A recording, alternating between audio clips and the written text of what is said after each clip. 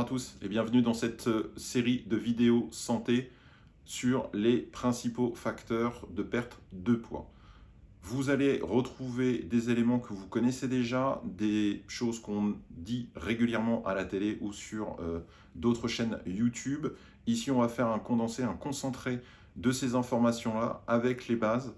Je m'appuie sur mon expérience, sur ma perte de poids, puisque je suis passé de ça à ça en quelques années et pas en quelques mois comme on essaye de vous le vendre en permanence, avec des hauts et des bas. Ça aussi, je pourrais en parler dans une autre vidéo dédiée si cela vous intéresse. Je vous laisse mettre un petit commentaire sur ce sujet. L'objectif, c'est de présenter 4 principaux facteurs de perte de poids. Le premier facteur, la nutrition. Le deuxième facteur, le sport. Le troisième facteur, le moral, le sommeil. Il y a deux groupes qui se distinguent, ceux sur lesquels vous pouvez activement travailler et améliorer tous les jours. Ce seront donc le sport et la nutrition. Et vous avez de l'autre ceux qui sont un petit peu plus compliqués, ou en tout cas qui demandent un peu plus d'efforts, ou peut-être même de l'aide et du soutien auprès de professionnels de santé ou de vos amis, ou en tout cas une réflexion de votre part. C'est bien sûr la partie morale, donc stress, et la partie sommeil.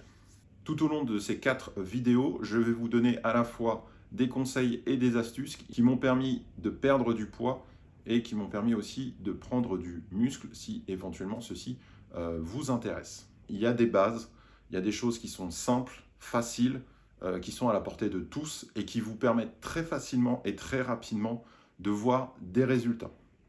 Bien sûr, ces conseils-là, vous pouvez les retrouver avec différents youtubeurs. C'est d'ailleurs cette source d'information qui m'a permis de consolider mes connaissances et qui m'ont permis de puiser chez l'un et chez l'autre des informations. Et je me permettrai d'ailleurs de faire les références à ces youtubeurs. Ici, j'essaie simplement de les condenser, de les résumer pour que vous ayez une bonne préparation. Et donc sur 4 vidéos, que vous ayez l'essentiel pour bien débuter, bien démarrer votre perte de poids.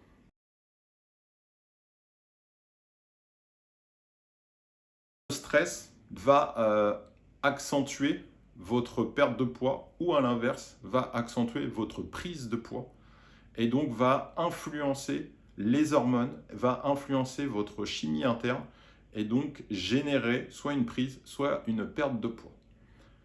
Je vais parler notamment des personnes qui sont anorexiques et à l'inverse, l'obésité morbide. Ce sont deux extrêmes, mais c'est pour vous expliquer que le moral, l'état d'esprit dans lequel vous êtes, le stress que vous avez au quotidien chez vous, tout ça va forcément influencer votre perte de poids ou votre prise de poids. Chaque personne va trouver la solution qui va lui être vraiment dédiée. Certains, c'est du yoga, d'autres, c'est du sport. Voilà. En se puisant, en se fatiguant dans une activité sportive, ça leur permet d'aller mieux, de se sentir vidé physiquement et donc de pouvoir y voir un petit peu plus clair sur l'aspect moral. D'autres ont besoin d'un psychologue, d'autres ont besoin d'un psychiatre. Bref, on a différentes possibilités. Autant qu'il y a d'humains, il y a de solutions. Pour ma part, ce qui m'a bien aidé, c'est effectivement le sport. Je suis sportif depuis que je suis tout jeune, avec des hauts et des bas. J'ai été en compétition.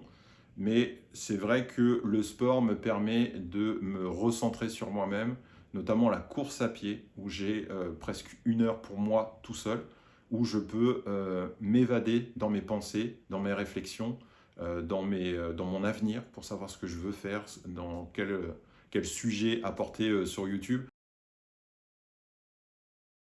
Pour ceux qui sont un peu plus jeunes, qui ont 15-20 ans, vous avez aussi l'adolescence, donc les hormones en interne qui sont en pleine activité. Votre corps change, votre esprit change, votre chimie change. Donc vous avez cette chose qui vous perturbe et qui peut effectivement engendrer pas mal de problématiques. Et donc c'est toujours un petit peu délicat de trouver une solution qui soit vraiment efficace. Essayez d'en parler avec vos amis, essayez d'en parler avec vos parents éventuellement.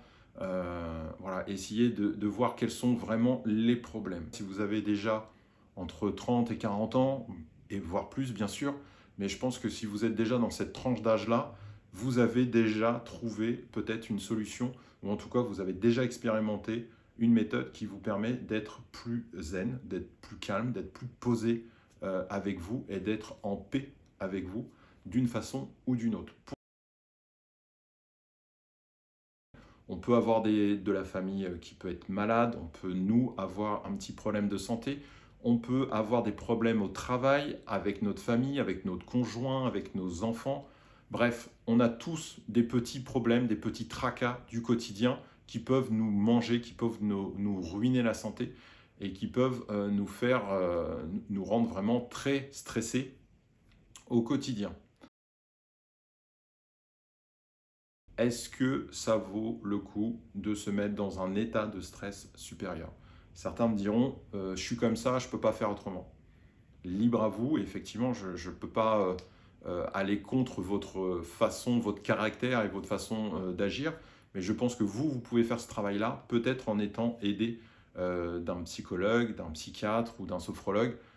Il y a beaucoup de personnes qui sont dans ce domaine et qui peuvent éventuellement vous donner des astuces pour canaliser votre frustration, canaliser votre stress et vous aider à mieux appréhender les périodes de stress excessifs. Je n'ai pas dit que c'était facile, je n'ai pas dit que c'était simple, je n'ai pas dit que ça fonctionnait pour tout le monde, je dis simplement, pour moi, ça a fonctionné et je pense que certaines personnes oublient de faire cette réflexion et dire, c'est vrai que passer 1 heure dans les bouchons, c'est stressant, c'est énervant, c'est angoissant, mais est-ce que je peux changer ça? Oui, non, non. Alors pourquoi m'ajouter du stress et pas plutôt bénéficier de ce temps d'attente au lieu de stresser, peut-être d'écouter un podcast, de m'instruire, d'étudier quelque chose, d'appeler quelqu'un pour faire avancer peut-être un sujet sur mon entreprise ou simplement appeler quelqu'un de ma famille.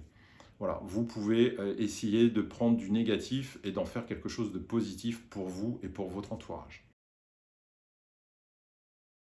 J'espère que ça va vous aider, donner des pistes de réflexion. Encore une fois, cette vidéo ne va pas vous donner beaucoup plus de conseils et beaucoup plus de solutions à ce problème qui est vraiment interne. C'est très difficile de vous aider sur ces parties qui est vraiment liée à la chimie interne de chaque être humain et donc spécifique à chaque personne. Merci d'avoir suivi cette vidéo jusqu'au bout et on se retrouve pour la dernière vidéo des 4 facteurs pour perdre du poids.